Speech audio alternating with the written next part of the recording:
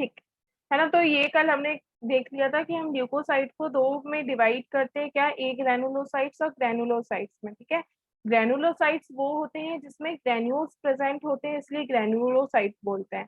और एक ग्रैनुलोसाइट उनको बोलते हैं जिसमें ग्रैन्यूल्स एब्सेंट होते हैं। ठीक है, तो एक ग्रैनुलोसाइट में हम पढ़ते हैं लिम्फोसाइट और मोनोसाइट, है ना। लिम्फोसाइट और मोनोसाइट पढ़ते हैं।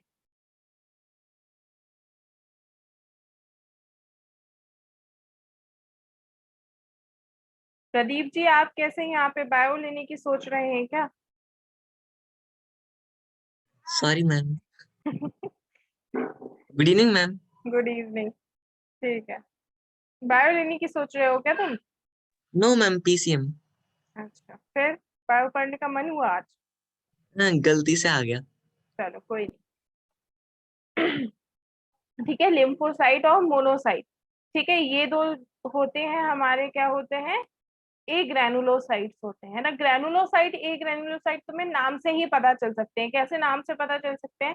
जो ग्रैनुलोसाइट्स होते हैं उनके नाम में आखिरी में फिल्स आता है। आखिरी में क्या आता है? फिल्स आता है। जो भी ग्रैनुलोसाइट्स होते हैं उनके आखिरी में फिल्स आता है। ठीक है, और जो ए ग्रैनुलोसाइट होते हैं वो सिंपल है ना।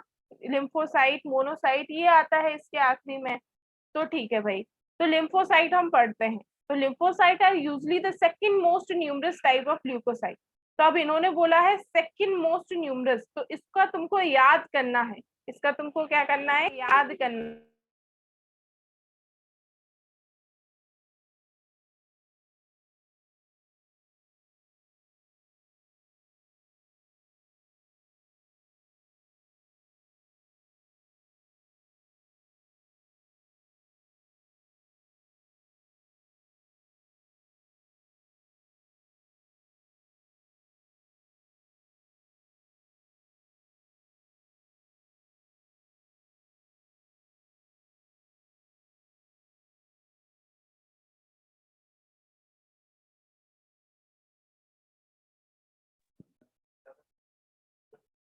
ठीक है, तो एक ग्रैनुलोसाइट में जो हम पहला पढ़ते हैं वो क्या होता है? लिम्फोसाइट पहला होता है। ठीक है भाई, लिम्फोसाइट।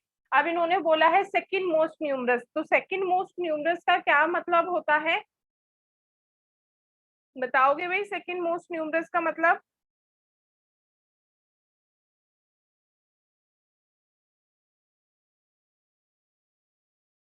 इतना चुप क्यों हो? और देवांश, लेट क्यों आते हो तुम डेली?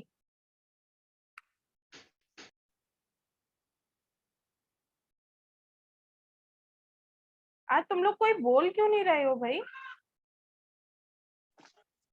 Two different types.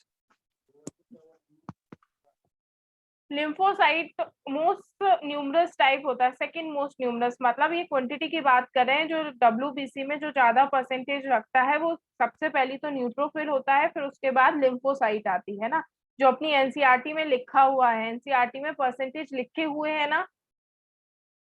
ठीक है, देखना, जिसने एनसीईआरटी रीड की है उसको पता होगा कि एनसीईआरटी में ये परसेंटेज लिखे हुए हैं कि न्यूट्रोफिल कितना परसेंट होता है, बेसोफिल कितना होता है, लिम्फोसाइट कितना होता है। तो उसको तुम लोगों को याद करना है। ठीक है, कैसे भी याद करो, मेमोरिक बना के याद करो या सिंपल ऐसे ही याद कर लो, मतलब है याद करने से, क्योंकि उसका ऑर्डर आ जाता है क्वेश्चंस में। क्या आ जाता है? उसका ऑर्डर आ जाता है ना। कि ऑर्डर तो समझ ही गए ना कि किस में कितने होता है, कितना नहीं होता है। तो ये क्वेश्चन आ जाता है, इसलिए वो याद करना तुम्हारा ज्यादा जरूरी है। ठीक है, तो सबसे मतलब अगर अपन लिम्फोसाइट में देखें, लिम्फोसाइट नहीं, ल्यूकोसाइट में देखें, अगर अपन डब्ल्यूबीसी में देखें, तो सबसे ज्यादा न्यूट्रोफिल होती है। कौन सी सेल्स होती हैं सबसे ज्यादा? न्यूट्रोफिल्स होती हैं। फिर लिम्फोसाइट होती हैं, फिर यूसिनोफिल होती है,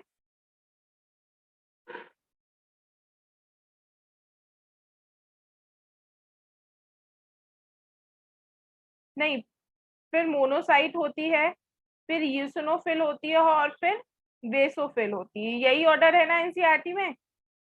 देखो एक बार, न्यूट्रोफिल, लिम्फोसाइट, मोनोसाइट और यूसिनोफिल और बेसोफिल। ठीक है, ये ऑर्डर याद कर लेना। सिक सबसे ज्यादा न्यूट्रोफिल, फिर लिम्फोसाइट, फिर मोनोसाइट, फिर यूसिनोफिल और फिर बेसोफिल। बेसोफिल सबसे कम होती है, वो 0 से 1 या 2% लेते हैं। 0 से 1 या 2% क्यों लेते हैं? क्योंकि ये होती भी नहीं है, जरूरी नहीं है कि हमने जितना लिया है उसमें ये बेसोफिल होंगी नहीं, ठीक है, बेसोफिल नहीं भी हो सकती हैं, ठीक है, इसलिए हम 0 गिनते हैं, 0 से 1 या 2% गिनते हैं, ठीक है। तो और सबसे ज्यादा होती है न्यूट्रोफिल, जो कि 60 to 62% हम लेते हैं कि 60 to 62% न्यूट्रोफिल होती है हमारी, ठीक है। 20 to 25% लिम्फोसाइट होती हैं। तो ऐसे तुम लोगों को याद करना है। अब इसको मिमोनिक बना के याद कर लो या सिंपल याद कर लो, वो तुम लोगों पे है। हमने इसको मिमोनिक बनाकर याद किया था, इसलिए हमें पता चल गया कि बीच में मोनोसाइट भी आता है। हमने मोनोसाइट को बीच में छोड़ दिया था, मेमोनिक बना के याद किया था। मेमोनिक का मतलब समझते हो ना?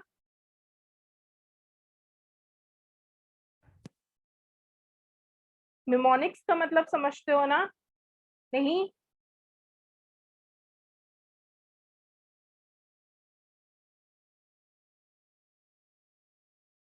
क्या हुआ है भैया, आज तुम लोग को पढ़ने का मन नहीं है क्या?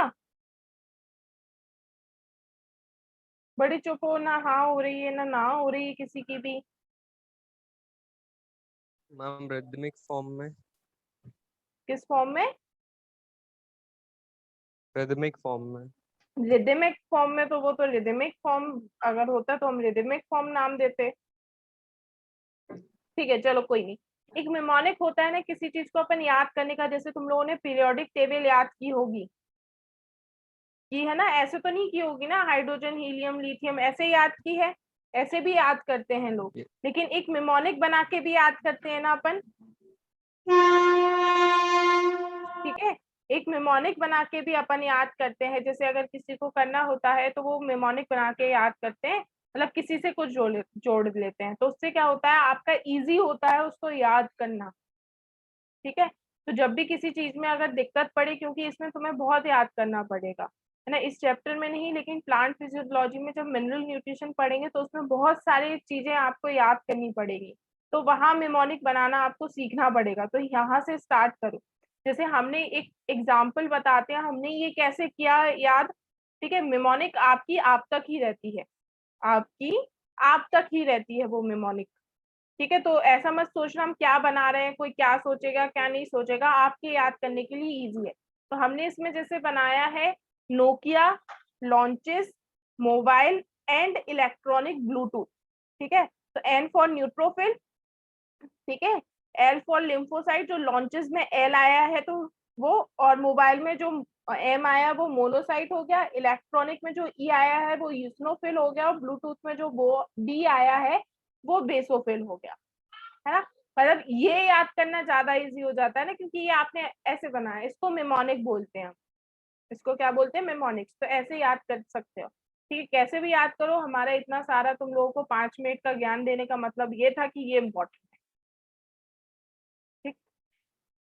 तो लिम्फोसाइट में फिर हम 2 डिवीजन दे देते हैं। कौन से 2 डिवीजन दे देते हैं? बी और टी लिम्फोसाइट दे देते हैं, ठीक है। दोनों ही इम्यून रिस्पॉन्स के लिए जरूरी होता है। तो टी लिम्फोसाइट तो जो होती है वो क्या करती है, डायरेक्ट लड़ने जाती हैं, ठीक है। क्या करती हैं, जैसे किसी कोई पैथोजन आ गया अपने अंदर तो डायरेक्ट लड़ेंगी। ये जो टी लिम्फोसाइट होती है क्या करती है, डायरेक्ट लड़ती हैं। बी लिम्फोसाइट क्या करती है, बी लिम्फोसाइट बनाती है एंटीबॉडीज, ये डायरेक्ट लड़ने नहीं जाती हैं इनके पास, क्यों? क्योंकि ये एंटीबॉडीज बनाती हैं, और इनकी मदद भी कौन करता है, टी लिम्फोसाइट इनकी मदद भी करता है। मतलब टी लिम्फोसाइट बी लिम्फोसाइट की हेल्प भी करता है क्या बनाने के लिए, एंटीबॉडीज। एंटीबॉडीज बनाने के लिए। और उसके साथ साथ, आज दिवांश तुम्हें बहुत नींद आ रही है, तो खुली जगह में बैठा करो जहां ऑक्सीजन का अभाव ना हो, ठीक है। यॉर्निंग हमें जब आती है जब हमारी बॉडी में ऑक्सीजन की कमी हो जाती है, तो ऐसी जगह बैठा करो जब तुम्हें हो रहा हो कि हाँ ठीक है मैं ऐसा नींद नींद सा फील हो रहा हो, तो ऐसी जगह बैठो जहां ऑक्सीजन ज्यादा हो, ठीक। तो क्या हो गया, बी लिम्फोसाइट एंटीबॉडीज बनाती हैं, टी लिम्फोसाइट डायरेक्ट लड़ने भी जाती हैं और बी लिम्फोसाइट की मदद भी करती हैं एंटीबॉडीज बनाने का। अब बी और टी का मतलब क्या है, ठीक है, बी और टी का मतलब क्या है, तो टी फॉर थाइमस, जो टी लिम्फोसाइट में टी आता है ना, ये सोचने वाली बात है, ये टी क्या है? तो टी फॉर थाइमस, ठीक है। थाइमस में क्या होता है, ये प्रोलिफरेट करती हैं और मैच्योर होती हैं, मतलब बड़ी होती हैं, मैच्योर होती हैं और काम करना सीखती हैं। थाइमस में ये काम करना सीखती हैं, ठीक है। मैच्योरेशन होता है और इंटरेक्शन करना सीखती हैं, काम करना सीखती हैं कि भाई काम कैसे करते हैं हम, ठीक है। और बी का मतलब होता है वर्सा ऑफ फैब्रिकस, मतलब ये अपने में नहीं होता है, ये बर्ड्स में होता है। बर्ड्स में होता है, सबसे पहले बर्ड्स में से हमने इसको देखा था कि हाँ बी लिम्फोसाइट जैसा कुछ होता भी है, तो हमने वही नाम रख दिया था, ठीक है। तो ये बी और टी का मतलब भी समझ गए, बी और टी के काम भी समझ गए, और एंटीबॉडीज का तो तुम्हें काम पता ही है। एंटीबॉडीज आर लाइक वेपन्स, ठीक है। एंटीबॉडी क्या होते हैं? वेपन्स की तरह होते हैं, कि कोई पैथोजन आ जाए तो उसको हमारी सेल्स वेपन्स की तरह यूज करती हैं कि अब तुम्हें इसको मारना है, ठीक है। तो एंटीजन एंटीबॉडीज रिएक्शन होती है। कौन सी रिएक्शन होती है? एंटीजन एंटीबॉडी रिएक्शन होती है, ठीक है। चलो आगे बढ़े।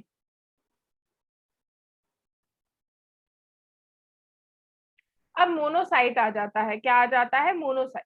तो monocyte is the largest WBC, ठीक है। मोनोसाइट कैसे होती है? सबसे बड़ी डब्ल्यूबीसी होती है, लार्जेस्ट ल्यूकोसाइट होती है, याद रखना, ठीक है। मोनोसाइट सबसे बड़ी डब्ल्यूबीसी होती है। And are somewhat amoeboid in shape, कैसी होती है? अमीबॉइड शेप की होती है। They spend about 30 to 40 hour in the blood and then enter the tissue where they become macrophages, and macrophages are the phagocytic in nature.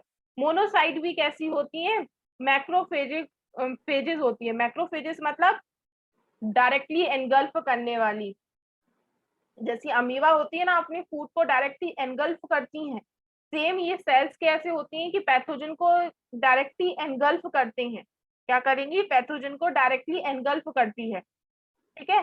तो ये हमारा क्या हो जाता है? मोनोसाइट का काम होता है। मोनोसाइट सबसे बड़ी सेल होती है और ये मैक्रोफेज की तरह काम करती है, मतलब डायरेक्टली एनगल्फ का काम करती है।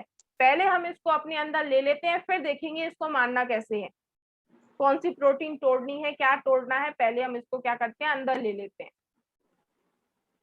ठीक। अब आ जाता है ग्रेनुलोसाइट, ठीक है। हमने ए ग्रेनुलोसाइट के दो ही होते हैं, दोनों पढ़ लिए। अब ग्रेनुलोसाइट्स आती है। तो ग्रेनुलोसाइट्स में कितनी? 3 सेल्स आती हैं, ईसिनोफिल, बेसोफिल और न्यूट्रोफिल। हमने तुम्हें पहले भी बताया था, जिसमें लास्ट में क्या होगा? फिल्स बर्ड होगा, वही हम समझ जाएंगे कौन सी सेल है। ग्रेनुलोसाइट सेल्स है। कौन सी सेल है? Granulocyte cell. तो ईसिनोफिल जो होती है, इसमें क्या होती है? न्यूक्लियस बाइलोब्ड होती है। न्यूक्लियस कैसी होती है? बाइलोब्ड, मतलब 2 लोब वाली होती है, ठीक है। दिख रही है ना नीचे, एक लोब ये और एक लोब ये, तो 2 लोब हो गए। तो न्यूक्लियस कैसी है? बाइलोब्ड है। करती क्या है? This resist infection and are associated with the allergic reaction, मतलब जब आपको एलर्जिक रिएक्शन होता है कोई भी, ठीक है, एलर्जी होती है आपको, जब एलर्जी के टाइम पे जब जो सेल आपकी एक्टिव होती है, वो कौन सी सेल्स एक्टिव होती हैं? ईसिनोफिल्स एक्टिव होती हैं, जो काम करती हैं, एक्टिवली पार्टिसिपेट करती हैं उस टाइम पर, वो कौन सी होती हैं? ईसिनोफिल्स होती हैं। जो हमें एलर्जीज के टाइम पर इन्फ्लेमेशन होता है ना, इन्फ्लेमेशन वगैरह होता है, इचिंग वगैरह होती है, वो किसकी वजह से होती है? क्योंकि वो हमारी ईसिनोफिल एक्टिव हो गई हैं। जो इन्फ्लेमेशन होता है वो किसकी वजह से होता है? ईसिनोफिल। इन्फ्लेमेशन मतलब समझते हो? Yes ma'am. Hmm, ma'am swell हो जाना। हाँ, सॉइल हो जाना, रेडनेस आ जाना, गरम गरम लगना होता है ना। जब हमें किसी चीज की एलर्जी होती है तो क्या होता है? रैशेस पड़ जाते हैं बॉडी में। उतना अगर अपन छूकर देखे तो हल्का सा गरम दिखाई पड़ता है, रेड दिखाई पड़ता है हमको, है ना। तो ये इन्फ्लेमेशन कहलाता है। क्या कहलाता है? इन्फ्लेमेशन कहलाता है, ठीक है। तो ये एलर्जीज की टाइम पर जो हमारा एक्टिव होता है वो ईसिनोफिल एक्टिव होता है, ठीक है। और एक एंटीबॉडी भी हमारी एलर्जी के टाइम पर काम करती है। कौन सी एंटीबॉडी काम करती है? IgE। IgE एंटीबॉडी जो होती है वो हमारी एलर्जीज के टाइम पर काम करती है, ठीक है भाई। अब बेसोफिल, तो बेसोफिल्स क्या काम करती है, they are the least abundant of total WBC।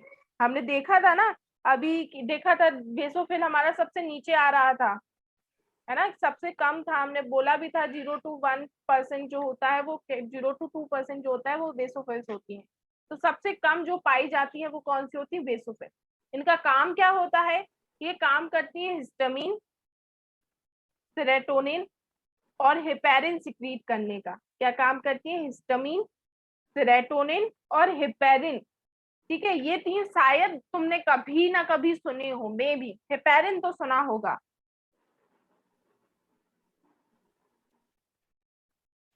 चलो ठीक है, कोई बात नहीं, है ना। तो अपन स्टार्ट करते हैं, हिस्टामिन से स्टार्ट करते हैं। किससे स्टार्ट करते हैं, हिस्टामिन से स्टार्ट करते हैं। तो हिस्टामिन होता है हमारा वैसोडाइलेटर,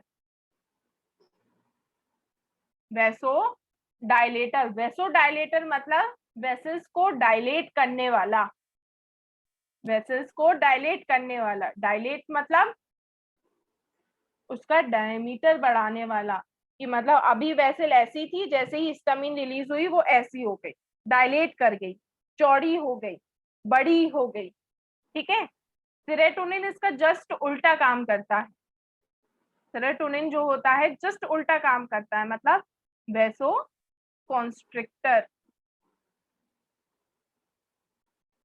क्या होता है, वैसो कॉन्स्ट्रिक्टर, कॉन्स्ट्रिक्ट करने का काम करता है। मतलब वेसल पहले ऐसी थी, ऐसी थी, अब सेरोटोनिन रिलीज हुआ तो वेसल ऐसी हो गई, कॉन्स्ट्रिक्ट कर गई, डायमीटर कम हो गया।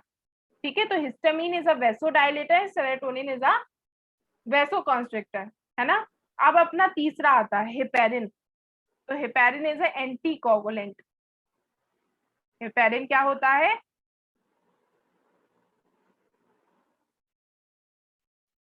Anti coagulant. मतलब जो क्लॉटिंग को रोके या कोगुलेशन को रोके उसको हम क्या बोलते हैं, एंटी कोगुलेंट बोले। जो हमारे खून को जमने से रोके उसको हम क्या बोलते हैं, हेपेरिन बोलते हैं। मैम हिस्टीन और सेरोटोनिन मैम ये टिश्यूज को टिश्यू का डायमीटर बढ़ाते और कम करते क्यों है, भी क्यों करते हैं ऐसा, इनका मतलब फिर से पूछो। मैम आपने कहा जैसे जो हिस्टामाइन है वो डायमीटर बढ़ा देता है, तो वेसल्स का, हाँ। वैसे मम्मी क्यों बढ़ाते हैं, क्या नीड होती है बॉडी में? नीड, हमें खून ज्यादा चाहिए भाई। मैम तो मैम फिर कम, तो मैम नीड के हिसाब से दोनों अलग अलग एक्टिव रहते हैं। और क्या, ऐसा नहीं है कि दोनों साथ में रहेंगे, दोनों साथ में रहेंगे तो फायदा ही क्या होगा। जब हमें ब्लड सप्लाई ज्यादा चाहिए होगी तो क्या, हिस्टामिन रिलीज होगी, मतलब हमारे ब्रेन से सिग्नल आएगा कि हिस्टामिन सिक्रीट करो। और हिस्टामिन सिर्फ बेसोफिल सिक्रीट नहीं करती हैं, हिस्टामिन सिर्फ और सिर्फ बेसोफिल सिक्रीट नहीं करती है, बहुत सारे टिश्यू जो होते हैं वो हिस्टामिन सिक्रीट करते हैं, बहुत सारे टिश्यू जो होते हैं वो सेरोटोनिन सिक्रीट करते हैं। ठीक है, ऐसा नहीं है कि बेसोफिल सिर्फ और सिर्फ बेसोफिल ही ये दोनों सिक्रीट करते हैं, नहीं भाई। ठीक है, बहुत सारे टिश्यू जो होते हैं वो करते हैं, लेकिन काम इनका एक ही होता है, वैसोडाइलेटर और वैसोकॉन्स्ट्रिक्टर। हमें ब्लड ज्यादा चाहिए, मतलब हमें ऑक्सीजन ज्यादा चाहिए, ऑक्सीजन ज्यादा चाहिए तो हमें ब्लड फ्लो ज्यादा चाहिए, ब्लड फ्लो ज्यादा चाहिए तो हमारा क्या होगा, वेसल्स को बड़ा होना पड़ेगा, तभी तो उसमें से ब्लड ज्यादा आएगा, और तभी उसमें से ब्लड ज्यादा आएगा, इसलिए हमें हिस्टामिन रिलीज कराना पड़ेगा, वो डायलेट कराना पड़ेगा। ठीक है, अगर हमारा ब्लड सर्कुलेट कम कर रहा है, प्रेशर कम चल रहा है, तो हमारा क्या होगा, वैसो कॉन्स्ट्रिक्ट होगा, है ना। ब्लड वेसल कॉन्स्ट्रिक्ट करेंगी जिससे हमारा ब्लड प्रेशर मेंटेन हो जाए। और हेपेरिन तो एंटीकोगुलेंट होता है। ठीक है, हेपेरिन क्या करता है, अपने खून को जमने से रोकता है, अपने ब्लड में हेपेरिन प्रेजेंट होता है। यही एक कारण होता है, यह एक कारण होता है कि अपना खून नहीं जमता है। मतलब इसके अलावा ये भी होता है कि क्लॉटिंग फैक्टर इनएक्टिव स्टेज में रहते हैं, एक कारण वो भी, और एक कारण ये भी है कि अपने पास क्या होता है, एंटी कोगुलेंट होता है, हेपेरिन होता है ना। एंटी कोगुलेंट बहुत जरूरी होता है। जब हम कोई टेस्ट भी कराते हैं तो तुमने देखा होगा, जब कोई तुम टेस्ट कराने जाते हो किसी चीज का, जब तो वो क्या करते हैं, जिस ट्यूब में वो ब्लड को रखते हैं उसमें तुमने कभी देखा पहले से एक व्हाइट कलर का फ्लूइड होता है? चलो, क्योंकि वो बहुत कम होता है, बहुत कम होता है इन कंपैरिजन टू ब्लड, बहुत कम होता है, तो शायद ना भी देखा हो। अब जाओगे, अब क्योंकि तुम्हें पता है, अब कभी ब्लड टेस्ट कराओगे तो देखना उस ट्यूब में पहले से ही क्या होता है, जिसमें वो इंजेक्शन मतलब जो लेते हैं फिर वो डालते हैं ना उसमें ट्यूब में, ठीक है, तो उसमें देखना तुम पहले से ही थोड़ा होता है। अब यस तुमको मैम, पता देखा है, है मैम। एक तो मैम एक थोड़े अमाउंट में मैम होता है मैम। हाँ बहुत कम अमाउंट में होता है लेकिन होता है, और उसके बाद फिर वो शेक भी करते हैं उसको, यस ब्लड मैम। डालने के बाद शेक भी करते हैं। कभी सोचा क्यों शेक करते हैं? जिससे वो एंटीकोगुलेंट पूरे ब्लड में मिल जाए। मैम वो लोग हेपेरिन को केमिकली लैब में बनाते हैं। हेपेरिन नहीं बनाते, और सिंथेटिक एंटीकोगुलेंट होते हैं जैसे कि ईडीटीए होता है, जैसे कि ऑक्जेलेट होता है ना, ये कुछ सिंथेटिक अपने पास होते हैं, ईडीटीए ऑक्जेलेट वो होते हैं, हेपेरिन नहीं होता है। मैम तो हेपेरिन हम मैम क्या हम ईडीटी मैम ये सिंथेटिक अपनी बॉडी में इंजेक्ट कर सकते हैं अगर क्यों करना है?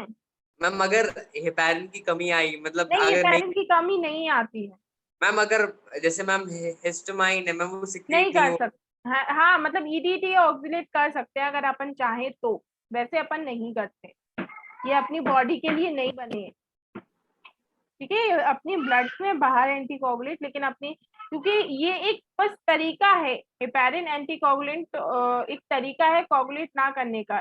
एक तो मेन रीजन यही हो गया ना कि अपने ब्लड में जो क्लॉटिंग फैक्टर होते हैं वो इनएक्टिव स्टेज में होते हैं, तो अपना ब्लड तो वैसे भी कोगुलेट नहीं कर सकता, इसकी वजह से भी नहीं कर सकता है, ठीक है, तो ये काम हो गया, ठीक है। हाँ, अब आ मैम जाता है। मैम हाँ फिर मैम जब हम ब्लड को मैम निकाल लेते हैं अपनी बॉडी में से मैम, उस टाइम पे मैम फिर ये कैसे वो क्लॉट हो जाता है मतलब मैम? क्योंकि मैम अभी आपने बोला ना मैम कि जो क्लॉटिंग फैक्टर्स होते हैं वो मैम इनएक्टिव होते हैं, लेकिन मैम जब हम बॉडी में से ब्लड निकाल लेते हैं तो मैम वो अपने आप कैसे एक्टिव हो जाता है?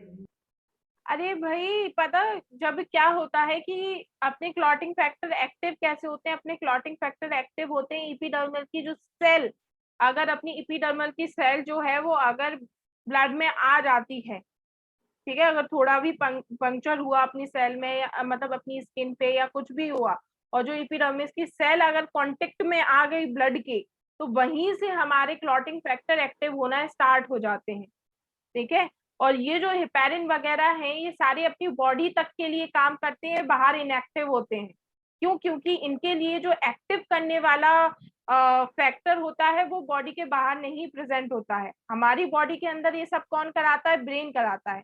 लेकिन जब ब्लड बाहर जाता है तो उसके पास कोई ब्रेन का सिग्नल होता है क्या? सेल्स के पास कुछ सिग्नल वगैरह होता है क्या कि कब उसे क्या करना है क्या नहीं करना है? नहीं ना। इसलिए हमको उसको पहले से देखना पड़ता है कि हम तो भाई जो एंटीकोगुलेंट है वो मिलाएंगे नहीं तो खून जम जाएगा, और खून जम जाएगा तो हम काहे का टेस्ट करेंगे? जब हमारी ब्लड सेल एक के ऊपर एक चिपक जाएंगी तो हम क्या चीज टेस्ट कर पाएंगे? कुछ टेस्ट नहीं कर पाएंगे, यस मैम। ठीक है, तो ये होता है। चलो भाई, अब न्यूट्रोफिल आ जाता है, तो न्यूट्रोफिल कैसे होते हैं? फैगोसाइटिक इन नेचर होते हैं। तो फैगोसाइटिक इन नेचर वैसा ही जैसे मोनोसाइट काम कर रहे थे ना, यस मैम। सेम हमारे न्यूट्रोफिल काम करते हैं, सेम सेम न्यूट्रोफिल काम करते हैं, बस इनका साइज छोटा होता है और इनकी न्यूक्लियस कैसी होती है? मल्टीलोब, मल्टीलोब न्यूक्लियस होती है। चलो एक क्वेश्चन और बताते हैं तुम लोगों को, इसमें से एक क्वेश्चन और क्या आ सकता है? अभी तक जो बताया सब इम्पोर्टेंट था, ऐसा नहीं है कि ऊपर नीचे कहीं कुछ नहीं यूजफुल हो। अब एक क्वेश्चन और कैसे आ सकता है? एनसीईआरटी में जो सेल्स के डायग्राम दिए हुए हैं, ठीक है, 5 सेल्स के डायग्राम दिए हुए हैं डब्ल्यूबीसी के, यस मैम। उनको प्रॉपरली देखकर याद करना कौन सा डायग्राम किसका है, ओके मैम। ठीक है, उसका प्रॉपरली देख के करना, क्योंकि क्या आता है उससे क्वेश्चन आता है, तो उसको याद करना है अपन, ठीक। लास्ट वन क्या आ जाती है अपनी? कौन सी सेल आ जाती है? थ्रोम्बोसाइट आ जाती है, ठीक है। तो अब ये थ्रोम्बोसाइट क्या है? तो थ्रोम्बोसाइट प्लेटिलेट कहलाती है, ठीक है, प्लेटलेट जो होती है उनको थ्रोम्बोसाइट बोलते हैं। Thrombocyte the smallest of the formed element, सबसे छोटी सेल होती है, आरबीसी से भी डब्ल्यूबीसी से भी सबसे छोटी सेल्स होती है प्लेटिलेट। क्या होता है इनका 1.5 टू 2.35, ये नीचे 23.5 लाख लिखा है, 23.5 नहीं होता है 2.35 है ना, वो पॉइंट पीछे चला गया, ठीक है। 1.5 से 2.35 लाख पर मिलीमीटर क्यूब है ना, जिसको अपन 1.5 से 2-2.5 लाख बोलते हैं, ठीक। ये अपनी कितनी होनी चाहिए, इतनी होनी चाहिए, नॉर्मली इतनी होती है platelet. Thrombocytes are the cell fragments rather than true cells. They are produced from special cells. Thrombocyte क्या होती है, ट्रू सेल्स नहीं होती, ये एक बड़ी सी सेल्स के फ्रेगमेंट होती है। एक बड़ी सेल प्रेजेंट होती है जिसको क्या बोलते हैं अपन, मेगा कैरियोसाइट बोलते हैं। एक बड़ी सी सेल होती है मेगा कैरियोसाइट, एक नहीं होती मतलब काफी होती है ना, वही बड़ी सी सेल्स टूट के क्या करती हैं, प्लेटिलेट बना लेती हैं। जो छोटे छोटे टुकड़ों में टूट जाती हैं अपन उनको क्या बोलने लगते हैं, प्लेटिलेट्स बोलने लगते हैं। और प्लेटिलेट्स का इंपॉर्टेंट काम वार्क होता है बॉडी में, वो डेड सेल होता है। क्या क्या मैम वो जो मेगा कार्डियोसाइट्स का वो हम बॉडी में कुछ वार्क होता है, वो डेड डेड के फॉर्म होता है, डेड सेल होता है। नहीं, एक ये जब हम पढ़ते हैं बेटा, ये हिमेटोपोइसिस होता है। ऐसा नहीं होता कि हमारा आरबीसी बनी ही है, मतलब हमारा डायरेक्ट आरबीसी के फॉर्म में बन रही है सेल, या डायरेक्ट हमारी डब्ल्यूबीसी बन रही है, या डायरेक्ट हमारी प्लेटलेट बन रही है ना। ये हिमेटोपोइसिस होता है, मतलब जो सेल्स होती हैं वो एक एक स्टेज से निकल के, करीब बहुत सारी स्टेजेस होती हैं, एक एक स्टेज से निकल के जो फाइनल प्रोडक्ट होते हैं सेल के वो पढ़ते हैं अपन, है ना। तो मेगा कैरियोसाइट का और ऐसा कोई काम नहीं होता जैसे कि और सेल्स का काम नहीं होता, इसलिए हमने नहीं पढ़ा है ये, ठीक है। तो जैसे बाकी की सेल्स थी, आरबीसी वगैरह थी, तो वो एक के बाद उनमें चेंजेस होके बन रहे थे, है ना। जैसे आरबीसी हमने तुम्हें बताया था कि मैच्योर आरबीसी में न्यूक्लियस नहीं होती है, ठीक है। उसके पहले की जो आरबीसी नहीं थी, मतलब हम उनको अलग अलग नाम से बुलाते हैं, तो उनमें आरबीसी हुआ करती थी, ठीक है। एक स्टेज में सॉरी न्यूक्लियस हुआ करती थी, एक सबसे पहली स्टेज में बड़ी न्यूक्लियस थी, फिर दूसरी स्टेज में न्यूक्लियस कम हुई और हीमोग्लोबिन आना स्टार्ट हुआ, फिर आखिरी की स्टेज में क्या हुआ, न्यूक्लियस बिल्कुल ही गायब हो गई, ठीक है। तो उस स्टेज को अपन आरबीसी पढ़ते हैं। सेम डब्ल्यूबीसी के साथ होता है, उसकी भी ऐसी स्टेजेस चलती हैं, और सेम हमारा इसके साथ होता है। बस इसमें क्या होता है कि ये टूट जाती है, एक बड़ी सी सेल होती है जो टुकड़ों में टूट जाती है, उसमें चेंजेस कुछ नहीं आते, बस फ्रेगमेंट्स टूट जाते हैं, उन फ्रेगमेंट्स को अपन क्या बोलते हैं, प्लेटिलेट बोलने लगते हैं, है ना। डिफरेंशिएट नहीं करती है ये, डिफरेंशिएट मतलब समझते हैं ना, एक सेल अपना काम डिफाइन कर ले, मॉडिफाई करके अपना काम डिफाइन कर ले, उसको डिफरेंशिएट बोलते हैं। तो यहाँ पे सेल डिफरेंशिएट नहीं करती, यहाँ पे बस टूट जाती है, ठीक है। मेगा कैरियोसाइट का यही होता है प्लेटिलेट बनाने का, फेट ही है ये, और कोई काम नहीं करती। और ये नहीं कह सकते कि ये नॉन लिविंग होती है, अपने अंदर कैसे कोई चीज नॉन लिविंग हो सकती है, कैसे कोई चीज फालतू हो सकती है, समझ गए। तो यही क्वेश्चन था ना तुम्हारा कि हम कुछ अलग ले गए, ठीक है ना, यही क्वेश्चन था ना। कभी कभी समझ में मतलब कुछ ऐसा हो जाता है, अपने अंदर कोई भी चीज फालतू नहीं होती है, इतना ध्यान से सुन लो, ठीक है। अपने अंदर सब काम की चीजें हैं, कोई भी फालतू चीज वो नहीं रहने देता है, ठीक। जो उसके काम की नहीं वो बॉडी के बाहर एलिमिनेट कर देता है, ठीक। और अगर कर भी लेता है तो वो कभी ना कभी उसका रिजल्ट हार्मफुल जरूर होता है, ठीक है। चलो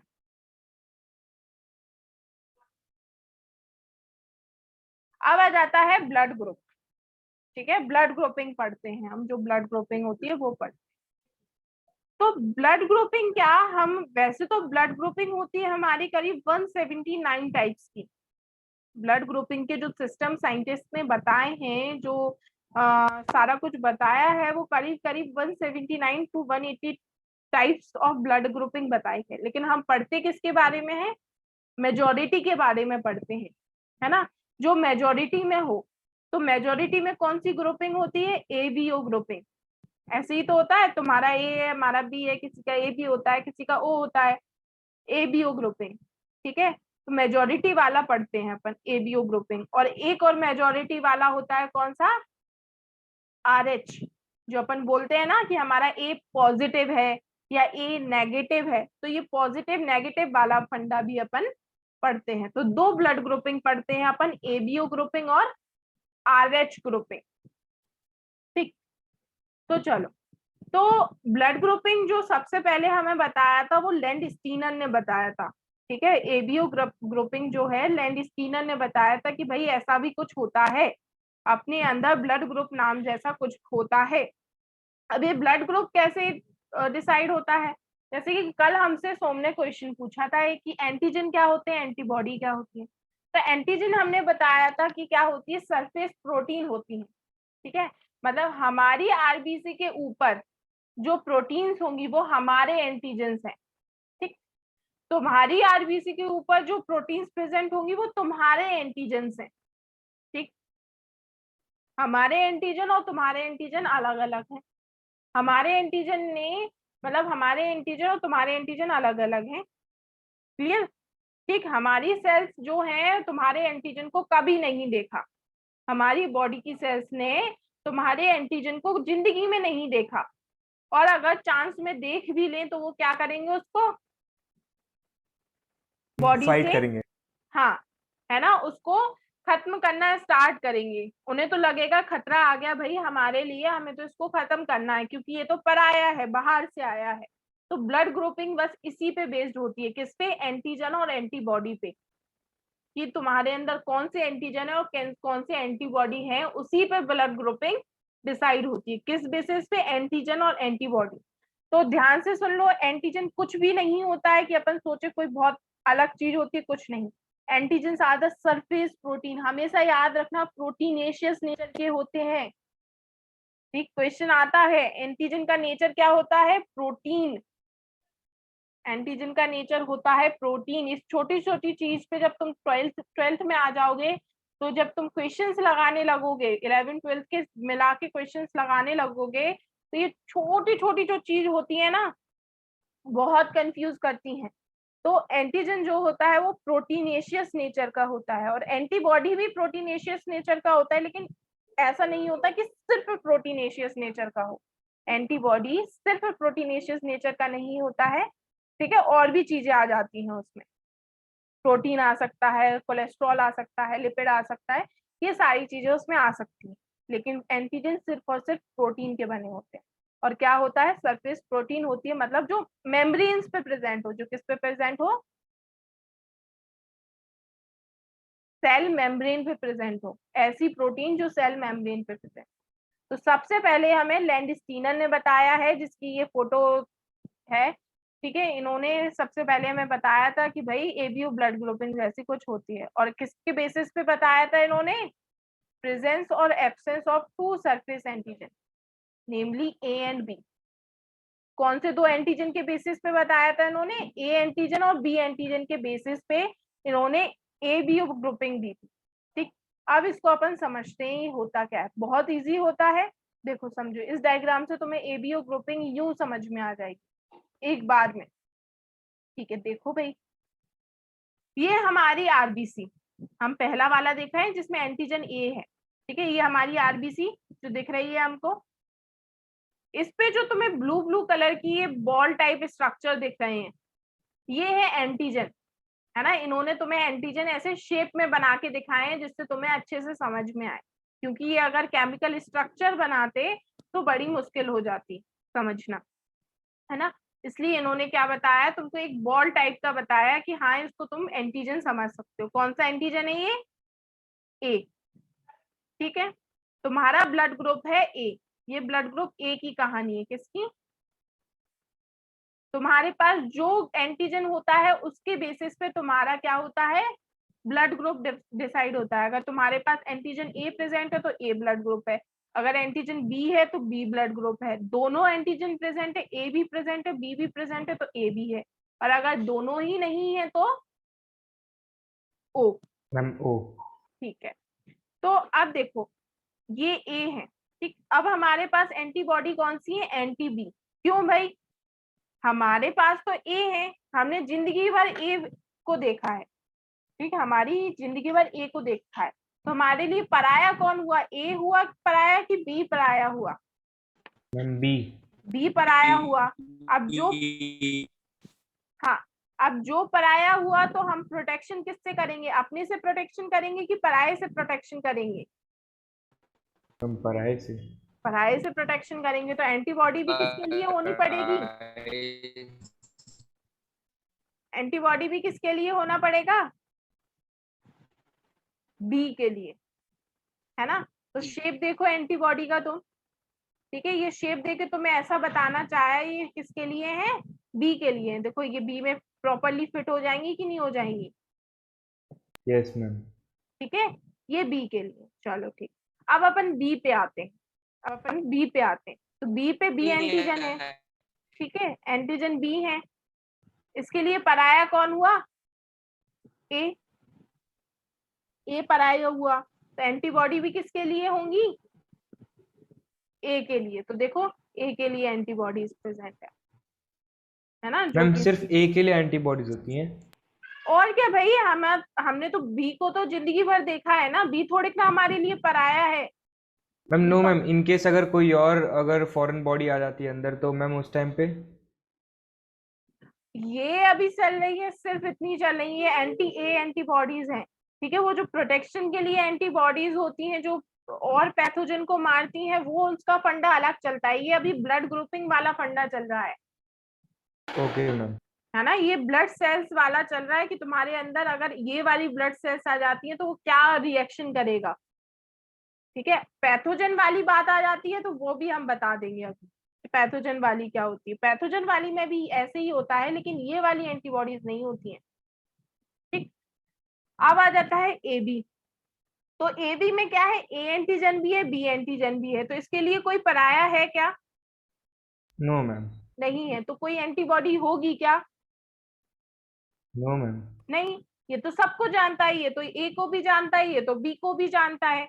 जब हम सबको जानते हैं, कोई हमारे लिए अनजान है ही नहीं, तो हम प्रोटेक्शन क्यों रखें? हम क्यों प्रोटेक्शन रखें, क्यों वेपन्स रखें अपने पास? हम तो भाई सबको जानते हैं, ठीक है। तो हमारे पास कोई भी एंटीबॉडी नहीं होती। अब ओ पर आ जाते हैं। ओ पर कोई एंटीजन दिख रहा है क्या तुमको? No ma'am. नहीं ना। तो पराया कौन हुआ इसके लिए? मैम दोनों ए और बी। दोनों पराये हुए, तो एंटीबॉडी भी किसके लिए होंगी? दोनों के लिए। दोनों के लिए होंगी। एंटीबॉडी भी किसके लिए होंगी? दोनों के लिए होंगी, ठीक है भाई। तो अब आ गया ये सारा कुछ यस मैम। कि कौन सी एंटीबॉडी होंगी हमारे पास और कौन सी एंटीबॉडी नहीं होंगी हमारे पास, ठीक। और ब्लड ग्रुप किससे डिसाइड होता है?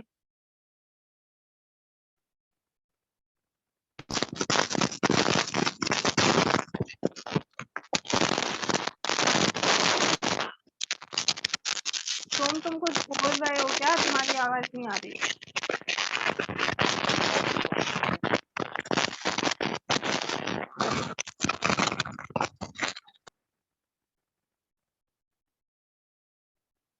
प्रियांशी राठौर,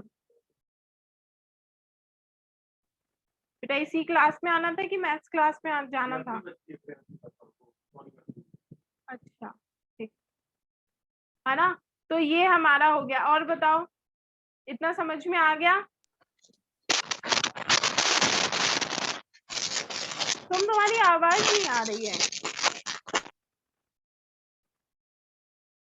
ना? मैम यानी अगर ए बी वाले में मैम अगर ए या बी का मैम अगर कोई सेल चला आता है मैम, तो मैम उस टाइम पे वो अटैक नहीं करेगा मैम किसी को?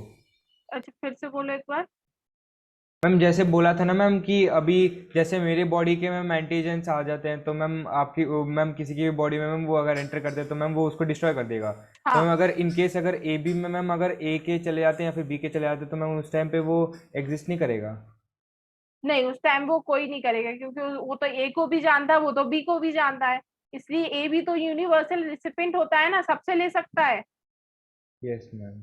ए भी सबसे ले सकता है ना, यही तो अपन ने बचपन से सीखा है, ए भी सबसे ले सकता है। ए से भी ले सकता है, बी से। खैर इतना इजी नहीं होता है कि पॉजिटिव नेगेटिव भी चेक करना पड़ता है अपन को, लेकिन अगर सिर्फ ए बी के हिसाब से देखें तो ए भी सबसे ले सकता है। क्यों? क्योंकि वो ए को भी जानता है, बी को भी जानता है, तो उसके पास एंटीबॉडी तो कोई है नहीं। तो ए भी आ जाओ, बी भी आ जाओ और ए बी वाला तो आ ही सकता है, और ओ वाले में तो कोई एंटीजन होते ही नहीं है, यस मैम। तो ए बी वाला सबसे ले सकता है। इस वाली जो ये टेबल है, ये ट्रांसफ्यूजन रिएक्शन किस लिए है, ये ट्रांसफ्यूजन रिएक्शन मतलब कौन किससे ले सकता है, कौन किसको दे सकता है।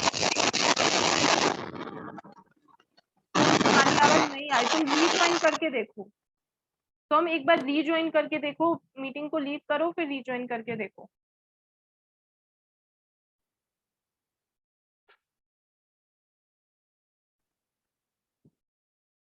ठीक है, तो ये किस लिए दिया हुआ है, ये इसलिए तो दिया हुआ है कौन किससे ले सकता है, कौन किसको दे सकता है। तो लेना देना किस पे डिपेंड करता है, एंटीबॉडी पर, है ना। अगर हमारे पास एंटीबॉडी ए प्रेजेंट है, अगर हमारे पास एंटीबॉडी ए प्रेजेंट है, तो क्या हम ब्लड ग्रुप ए ले सकते हैं? Yes ma'am. अरे हमारे पास एंटीबॉडी ए प्रेजेंट है तो क्या हम ए ले सकते हैं? No ma'am. मैम। नहीं ले सकते हैं ना भाई। हमारे पास मतलब ऐसा वेपन है कि मतलब ऐसा समझ लो, ये हमारा घर है, हमारे पास लेटर रखा हुआ है कि भाई अभिनव को एंट्री नहीं देनी है, ठीक है, मतलब अभिनव को एंट्री नहीं देनी है, तो वो जो लेटर है वो एंटीबॉडी है, ठीक है। अब उसमें पहले ही लिखा हुआ है अभिनव को एंट्री नहीं देनी है, तो हम तुम्हें देंगे क्या एंट्री? नो नहीं ना, मैम। बस तो फिर हमारे पास जो एंटीबॉडी होती है, ठीक है, जैसे ए एंटीबॉडी है तो हम ए ब्लड ग्रुप को नहीं आने देंगे। Yes ma'am. हाँ सोम बोलो, क्या बोल रहे थे तुम?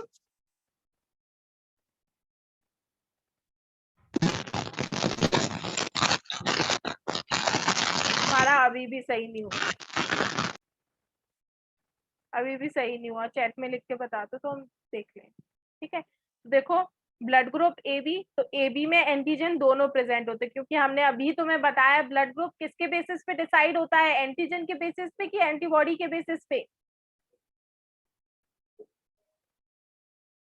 ब्लड ग्रुप किसके बेसिस पे डिसाइड होता है, एंटीजन के बेसिस पे कि एंटीबॉडी? जैसे हम बोल रहे हैं कि हमारा ब्लड ग्रुप ए है, तो हमने ये कैसे बोला, हमारे पास ए ब्लड ग्रुप है, ये हमने कैसे बोला? हम एंटीजेंस के बेसिस। एंटीजेंस के बेसिस पे। किसके बेसिस पे? एंटीजेंस के बेसिस पे, है ना प्रियंका? Yes ma'am. ठीक है कि तो एंटीजेंस के बेसिस पे, तो जब हमारा ब्लड ग्रुप ए बी है तो हमारे पास एंटीजन ए भी प्रेजेंट होगा, बी भी प्रेजेंट होगा, तो हम ए को भी जानते हैं, बी को भी जानते हैं, तो हमारे पास एंटीबॉडी कोई नहीं होगी, ठीक है। तो हम जब हमारे पास कोई वेपन ही नहीं है, एंटीबॉडी मतलब हथियार, जब हमारे पास कोई वेपन ही नहीं है तो भाई कोई भी आ जाओ, गेट खोले हमारे, कोई भी आ जाओ, है ना, ए भी आओ, बी भी आओ, ए भी आ जाओ और ओ भी आ जाओ, कोई भी आ जाओ, हमारे पास कोई सुरक्षा ही नहीं है। ठीक, क्यों सुरक्षा नहीं है? क्योंकि हम सबको जानते हैं, तो सब लोग आ जाओ, ठीक है, कोई बात नहीं। अब ए वाला क्या कहता है, ए वाला ब्लड ग्रुप के पास सिर्फ ए एंटीजन है, वो बी को नहीं जानता है। अब जब बी को नहीं जानता है तो एंटीबॉडी कौन सी होंगी? बी। तो वो अंदर किसको आने देगा? सिर्फ सिर्फ ए को। ए को। और बी बी को क्यों आने देगा भाई? हम ओ को।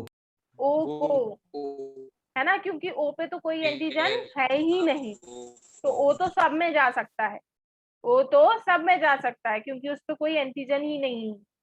बी वाला, बी वाला किस किस से ले सकता है? मैम बी से और ओ से। और ओ वाला मैम किसी से नहीं ले सकता, सिर्फ ओ से। सिर्फ ओ से ले सकता है। आ गया ब्लड ग्रुप समझ में? Yes ma'am. ठीक है। yes, तो सोम ने हमसे पूछा है कि नेगेटिव जो होता है वो कम क्यों होता है, तो पॉजिटिव नेगेटिव वाला फंडा अब अपन देखेंगे, ठीक है। ओ नेगेटिव नहीं बेटा, नेगेटिव ही रेयर होता है। तुम जैसे कह रहे हो ओ नेगेटिव क्यों, ओ नेगेटिव नहीं, चाहे वो कोई सा भी नेगेटिव हो, चाहे बी नेगेटिव हो, चाहे ए नेगेटिव हो, चाहे ए बी नेगेटिव हो, चाहे ओ नेगेटिव हो, नेगेटिव ही रेयर होता है, ठीक है। क्यों? क्योंकि 85% पॉपुलेशन जो होती है वो पॉजिटिव होती है, और अकेली 15% जो पॉपुलेशन होती है वो नेगेटिव होती है, तो नेगेटिव ही रेयर होता है। अब ये पॉजिटिव नेगेटिव क्या होता है, ठीक, हम पॉजिटिव नेगेटिव किस बेसिस पे डिसाइड करते हैं, वो हम डिसाइड करते हैं एंटीजन के बेसिस पे। जैसे वहां पे हमने ए एंटीजन और बी एंटीजन पढ़ा था, यहाँ पे हम RH ग्रुपिंग में H एंटीजन पढ़ते हैं। अगर RBC पे H एंटीजन प्रेजेंट होगा तो हम क्या बोल देंगे उसको, पॉजिटिव, और अगर H एंटीजन एब्सेंट होगा तो हम उसको क्या बोल देते हैं, नेगेटिव। तो 15% पॉपुलेशन जो होती है उसमें H एंटीजन नहीं होता है, उनकी RBC में H एंटीजन नहीं होता है, इसलिए नेगेटिव वाले जो होते हैं वो रेयर होते हैं, है ना। तो जो भी नेगेटिव वाला हो भाई, दोस्ती बनाकर रखा करो नेगेटिव वालों से। तुम लोगों में है कोई नेगेटिव?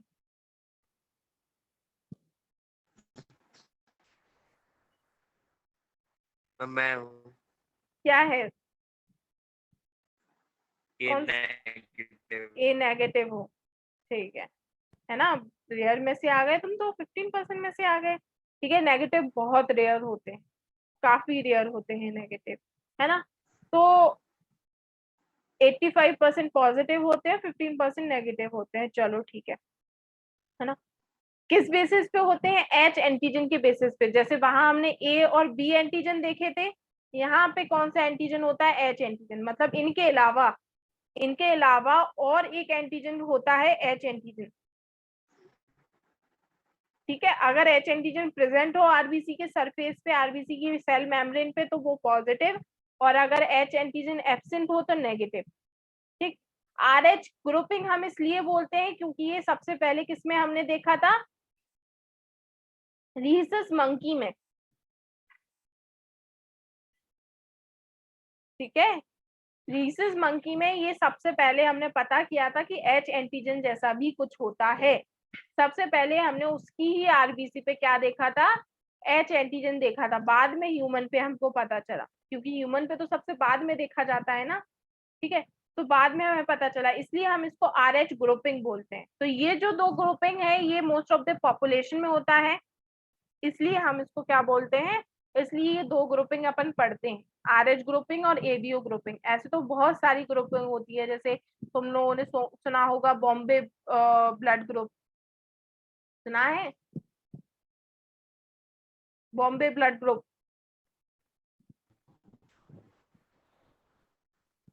नहीं? अब ब्लड बैंक की बात कर रही हैं क्या? कैसा? तुम्हारी आवाज क्यों नहीं आ रही है? बॉम्बे ब्लड ग्रुप भी एक ब्लड ग्रुप का सिस्टम होता है, लेकिन बहुत रेयर होता है, वो बहुत बहुत बहुत रेयर होता है, ठीक है। उसमें भी अलग तरीके के एंटीजेंस प्रेजेंट होते हैं, ठीक है, अलग तरीके के एंटीजेंस प्रेजेंट होते हैं। तो चलो ये कहानी हो गई अपनी, ठीक है। RH समझ गए। तो अगर जैसे जैसे ये है देवांश, इसका A नेगेटिव है, तो बताओ भाई इसमें कौन कौन से एंटीजन प्रेजेंट होंगे इसके RBC पे?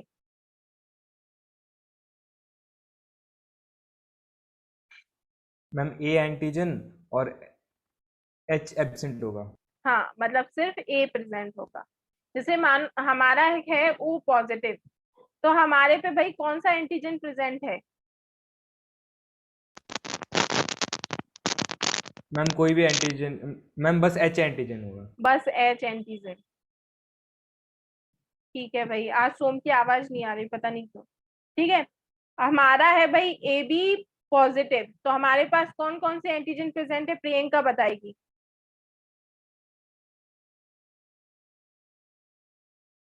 Priyanka, Priyanka,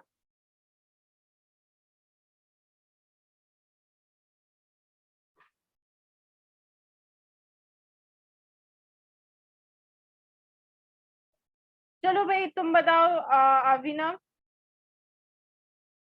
ma'am A B और H, है ना, तीनों प्रेजेंट होंगे, AB BB और H। चलो ये तो हमने सीख लिया, ठीक है।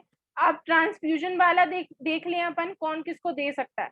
तो क्या पॉजिटिव वाला नेगेटिव को दे सकता है?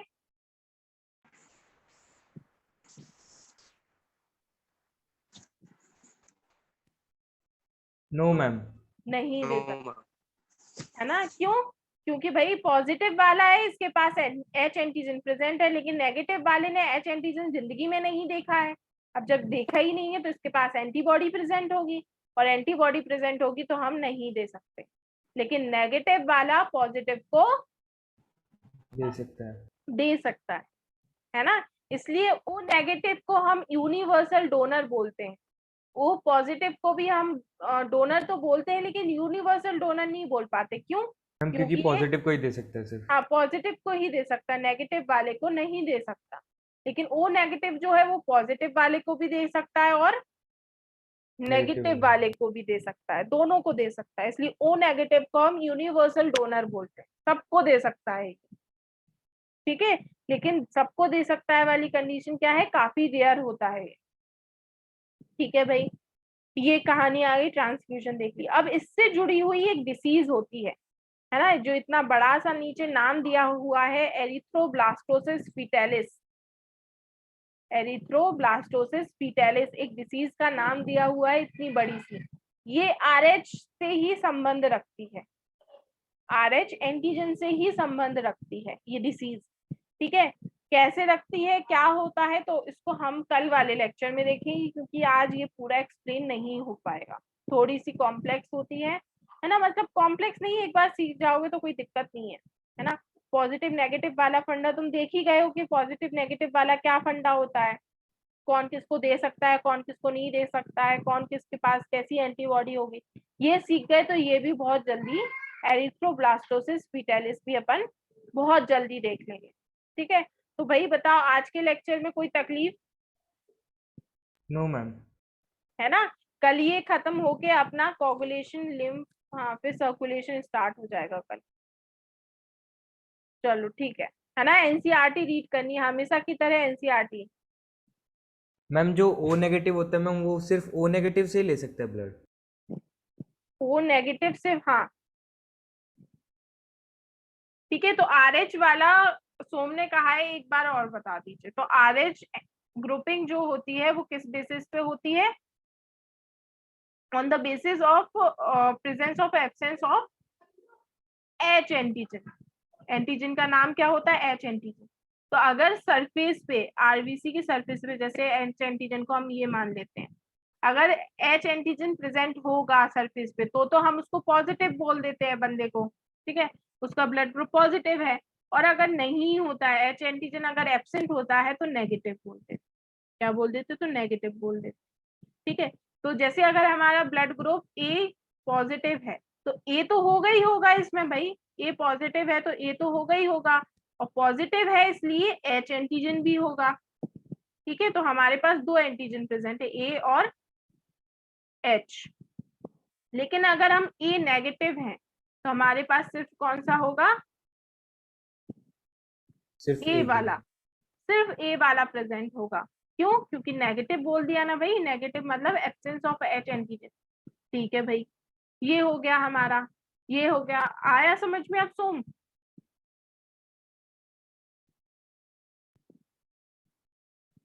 सोम समझ में आया बेटा? ठीक है, ये होता है एच एंटीजन के बेसिस पे। हमने बोला ना 179 तरीके के होते हैं अपने पास ब्लड ग्रुपिंग, लेकिन पढ़ते अपन मेजोरिटी वाले हैं। जैसे आरएच वाला भी है, वो 85% पॉपुलेशन में होता है, सिर्फ 15% में नहीं होता। तो 85% भी तो बहुत होता है ना, इसलिए अपन पढ़ते हैं। एबीओ ग्रुपिंग जो होती है लगभग सब में होती है, तो अपन क्या पढ़ते हैं? इसलिए एबीओ पढ़ते हैं।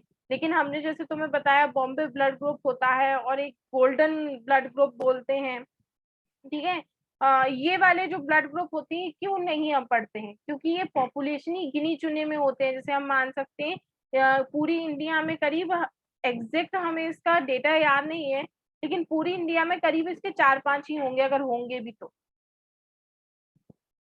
ठीक है, इतना रेयर होता है ये, इतना रेयर, मतलब डेटा होता है इसका हॉस्पिटल्स के पास, इसका नेट के पास डेटा होता है कि बॉम्बे ब्लड ग्रुप भाई किसका है। ठीक, ये किस बेसिस पे होता है, ये भी एंटीजन के एब्सेंस ऑफ प्रेजेंट के बेसिस पे होता है। ठीक है, लेकिन क्या है, रेयर है, इसलिए हम इसको नहीं पढ़ते। ठीक, आ गया समझ में? Yes ma'am. मैम चलो। अगर मैम हम किसी को डोनेट करने जा रहे हैं मैम ब्लड, तो मैम उस टाइम पे भी हमारा मैम एंटीजन देखा जाता है कि कौन सा है, हाँ और हाँ, मैम पूरे जितने भी मैम वो पूरे देखे जाते हैं। पूरे नहीं देखे जाते, आपका मेजोरिटी देखी जाती है ना। क्योंकि जो रेयर वाले होते हैं, हमने तुम्हें बताया है कि रेयर वाले क्या होते हैं, पहले ही से सबके पास डेटा होता है और उसको चेक भी किया जाता है, एंटीजेंस को चेक भी किया जाता है। Okay ma'am. ठीक, तो ये हो जाता है। हम एंटीजन एंटीबॉडी रिएक्शन करके भी देख लेते हैं, उसमें कोई वो नहीं है। चलो, थैंक यू मैम। ओके।